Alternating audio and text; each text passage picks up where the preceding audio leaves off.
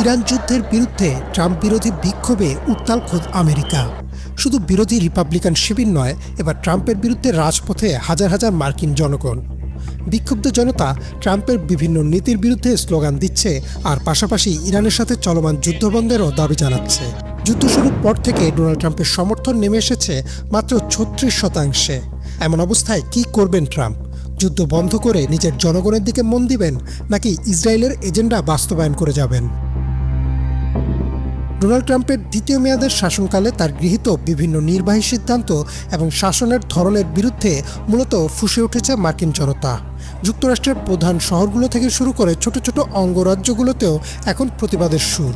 আল জাজিরার প্রতিবেদন অনুযায়ী গত 28 মার্চ থেকে আমেরিকার বিভিন্ন প্রান্তে এই নো কিংস বিক্ষোভ শুরু হয়। নিউ ইয়র্কের রাস্তায় হাজার হাজার মানুষকে ব্যানার ফেস্টুন নিয়ে নেমে আসতে দেখা যায়। বিক্ষোভকারীদের প্রধান অভিযোগ হল, প্রেসিডেন্ট ট্রাম্প সংবিধানকে পাশ কাটিয়ে একচ্ছত্র ক্ষমতার অধিকারী হতে চাইছেন।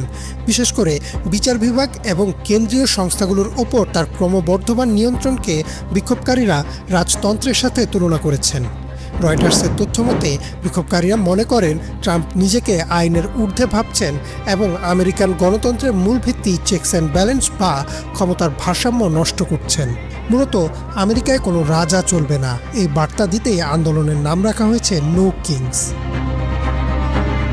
সিএনএনের তথ্য অনুযায়ী বিক্ষোভকারীদের প্রধান দাবিগুলোর মধ্যে রয়েছে প্রেসিডেন্টের ক্ষমতার অপব্যবহার বন্ধ করা, জলবায়ু পরিবর্তন রোধে কার্যকর পদক্ষেপ নেওয়া এবং বিচার বিভাগের স্বাধীনতা নিশ্চিত করা।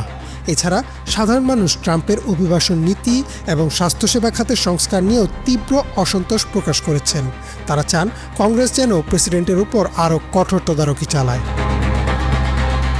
চলমান এই আন্দোলন কেবল ওয়াশিংটন বা নিউ ইয়র্কেই সীমাবদ্ধ নেই।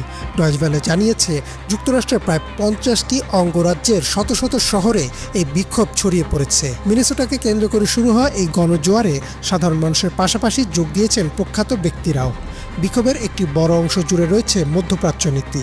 বিক্ষোভকারীরা আশঙ্কা করছেন ট্রাম্পের নির্বোধ অবস্থান ইরান যুদ্ধকে আরও উস্কে দিবে, যার প্রভাব ইতোমধ্যেই দেশটির জনগণের পকেটের উপর পড়তে শুরু করেছে। পাশাপাশি তারা আশঙ্কা করছেন ইসরায়েলের এজেন্ডা বাস্তবায়ন করতে গিয়ে প্রাণ হারাবে মার্কিন সেনারা। ডোনাল্ড ট্রাম্প এই বিক্ষোভকে সরাসরি রাজনৈতিকভাবে উদ্দেশ্য প্রণোদিত বলে অভিহিত করেছেন, তবে তার প্রশাসনের উচ্চপদস্থ কর্মকর্তাদের কাছ থেকে ভিন্ন ভিন্ন সুর পাওয়া যাচ্ছে।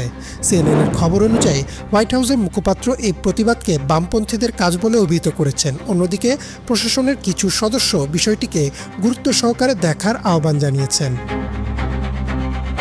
আমেরিকার এই নো কিংস বিক্ষোভ বর্তমান রাজনৈতিক মেরুকরণকে আরও স্পষ্ট করে তুলেছে।